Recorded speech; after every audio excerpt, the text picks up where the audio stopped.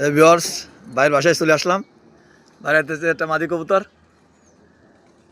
এই যে চোখটা দেখেন।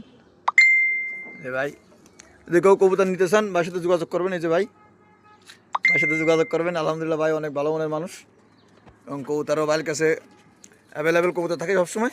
দেখেন ভিউয়ার্স, চোখটা দেখেন, মাশাআল্লাহ। কোয়ালিটিও হাতে নিয়ে তোলা ওইভাবে কোয়ালিটি বোঝা যায় না, ছেড়ে দিলে আপনি কোয়ালিটি বুঝতে পারবেন। আর বাইরে এখানেও অ্যাভেলেবেল ভিউজ পরিমাণ কবুতর রয়েছে। এই যে দেখেন, এটা আমি আপনাদেরকে একটু জুম করে দেখাই। আমি প্রত্যেকটা কবুতরের চোখ মাশাআল্লাহ, এক কথায় খুব ভালো কবুতর।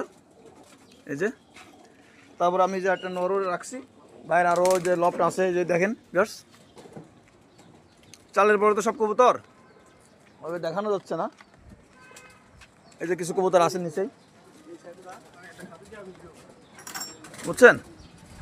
কবুতরগুলো আলহামদুলিল্লাহ খুব ভালো। এই যে ভাই সেট আপগুলো দেখেন ভিউয়ার্স, খুব ভালো কবুতর।